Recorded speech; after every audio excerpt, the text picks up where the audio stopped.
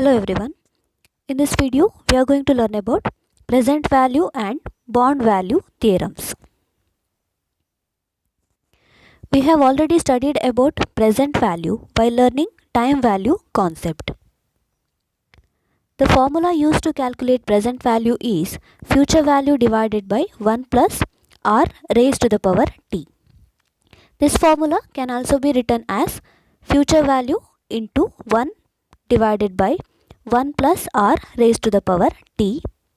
Here 1 divided by 1 plus r raised to the power t is the present value interest factor.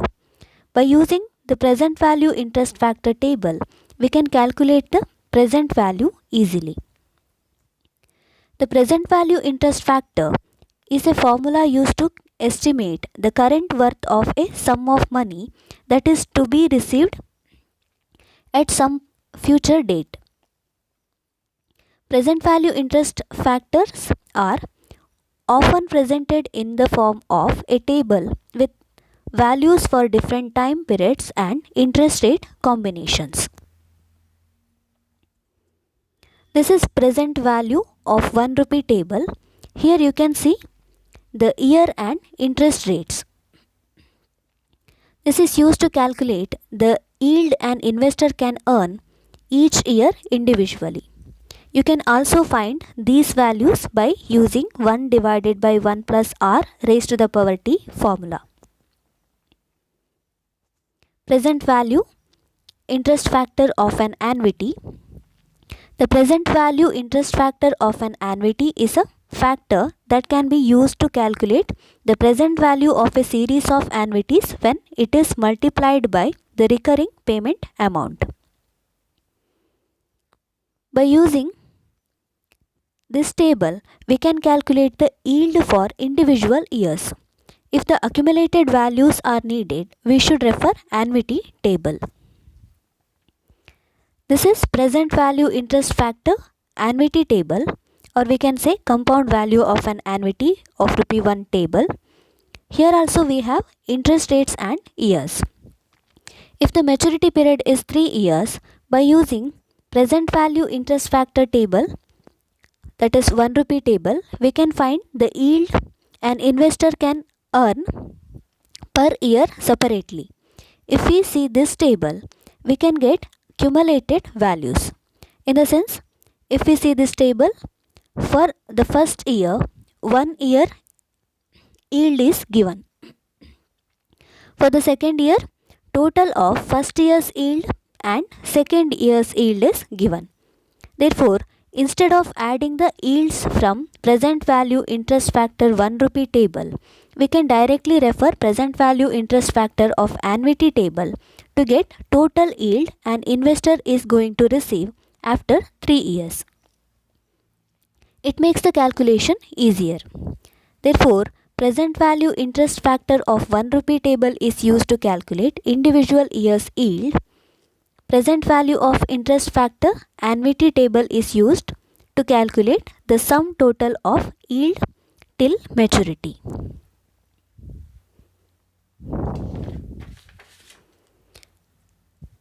Let's see an example.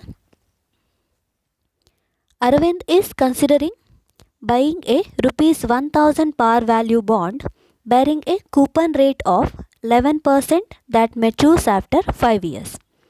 He wants a minimum yield to maturity of 15%. The bond is currently sold at rupees 870. Should he buy the bond? Here the face value is 1000. Coupon rate is 11%. Therefore, the coupon amount is 1000 into 11%. We get 110 rupees.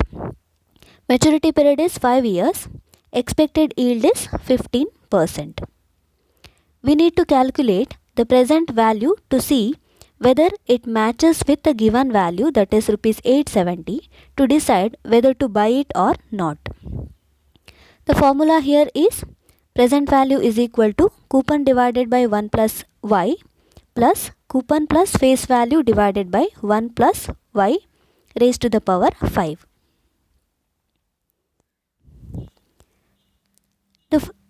Here we can solve this problem in two ways. But first we need to understand the concept of cash flow. Here in case of bond, the total amount an investor is receiving by investing his money in bond is called cash flow.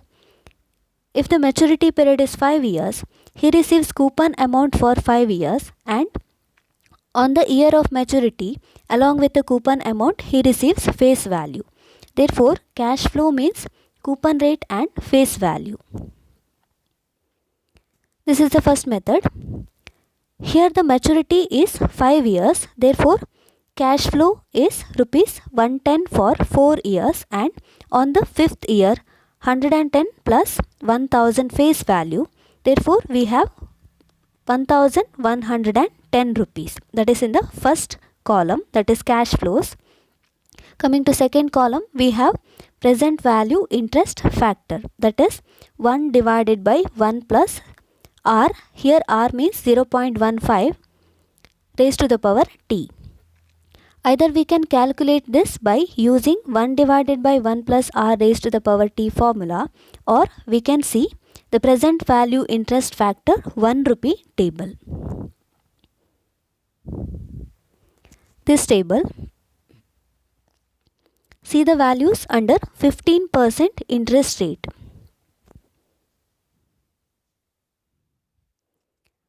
We have 0.870, 0.756, etc. Write those values in the second column for 5 years. Multiply first and second column values to get present value of cash flows. Then add the values of last column to get the market price of the bond, that is 865.83. This is the market price of the bond. Method 2, we can use this formula, that is P is equal to coupon into present value interest factor annuity n plus principal amount into present value interest factor n. Here for the first part you should refer annuity table because coupon rate is received for all the 5 years. For the second part you should refer 1 rupee table because face value is received only once.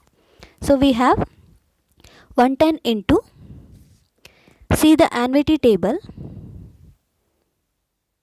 this table, 5th year at 15%. We have 3.352.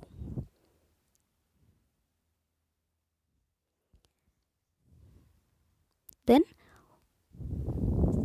plus 1000 into present value interest factor 15% for 5 years. See the 1 rupee table. This one, 5th year at 15% we have 0.497.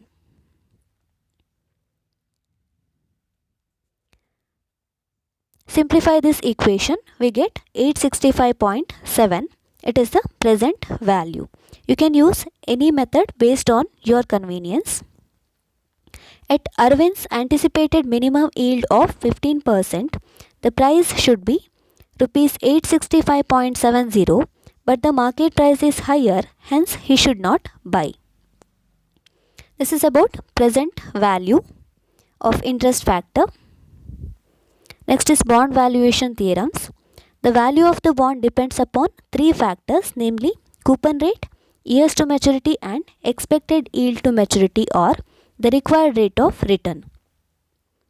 On the basis of this, bond value theorems have evolved. There are 5 theorems. Let's see the first theorem. Theorem 1. Bond price moves inversely with the yield.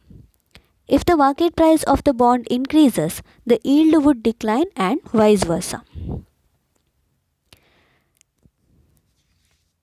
There is an inverse relationship between the market price and yield. Let's understand this with the help of an example. There are 2 bonds, bond A and bond B. Face value of both the bonds are rupees 1000. Coupon rate is 10%. Maturity period is 2 years. Yield for bond A is 18%. and bond B is 8%. Market price we have to calculate. Let's see the calculation. Since both the bonds have same face value and coupon rate, coupon amount is equal to 1000 into 10%, that is 100 rupees. Maturity is 2 years. Therefore, on first year cash flow is 100 and second year cash flow is 100 plus 1000 face value, that is 1100. Now in case of bond A, yield is 18%. So we have to see present value interest factor 1 rupee table, 18% column. This table, here we have 0.847 and 0.718.